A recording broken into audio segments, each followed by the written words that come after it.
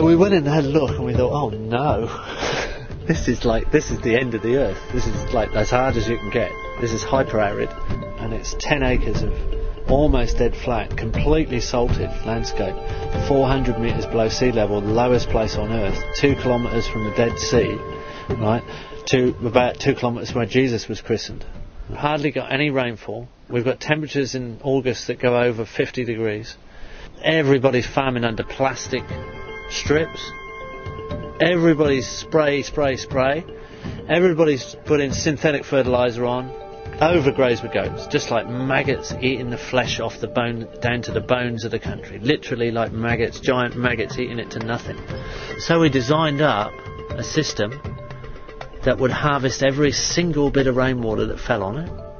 On 10 acres, there's 1.5 kilometres of swale water harvesting ditch on contour, and when they're full, 1 million litres of water soak into the landscape, and they'll fill quite a few times over a winter. And then we heavily mulched those swales with organic matter, which was trash from organic fields nearby, and we put that almost 0.5 metre deep. So we saved that and mulched our swales, which are about 2 metres wide and 0.5 metre deep on the trench. Then we put micro irrigation underneath the mulch, and then on the uphill side of the water harvesting trench we put nitrogen fixing very hardy pioneer desert trees, which help shade and reduce wind evaporation, and also put nitrogen into the soil and structure the soil for us. And then on the lower side of the trench we put fruit trees, majoring in date palms as the long-term overstory in the end, and then we put in figs, pomegranates, guavas, mulberries, now some citrus. Within 4 months we had figs 1 metre high with figs on, which is impossible.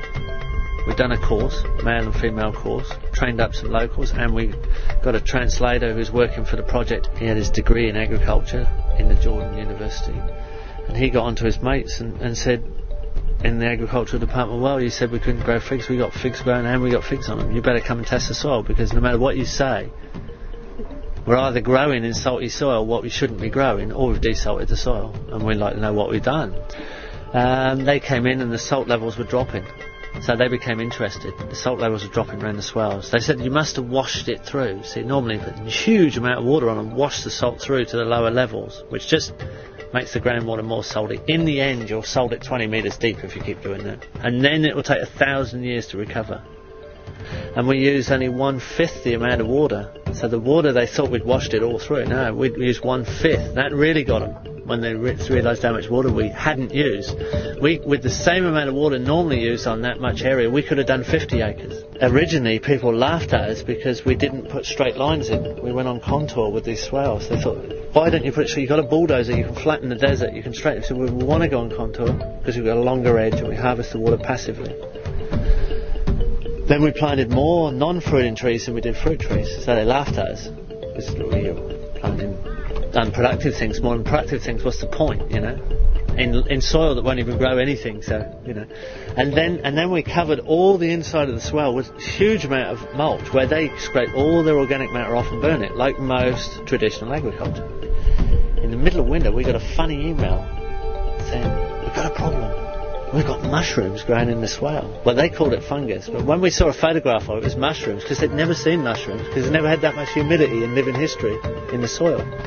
And when you open up the mulch, there's all these little animals there, you know, there's little insects, and the soil has come alive, and the fungi net that's underneath the mulch is putting off a waxy substance which is repelling the salt away from the area. And the decomposition is locking the salt up, and the salt is not gone, it's become inert and insoluble. So we could regreen the Middle East, we could regreen any desert, and we could desalt it at the same time. And if we can do it on an insignificant flat little bit of 10 acres of flat desert, if you give us something with catchment or a wadi or a canyon or any of those erosion gullies, we can turn it right around completely. You can fix all the world's problems in a garden. You can solve them all in a garden. You can solve all your pollution problems and all your supply line needs in a garden. Now most people actually today don't actually know that, and that makes most people very insecure.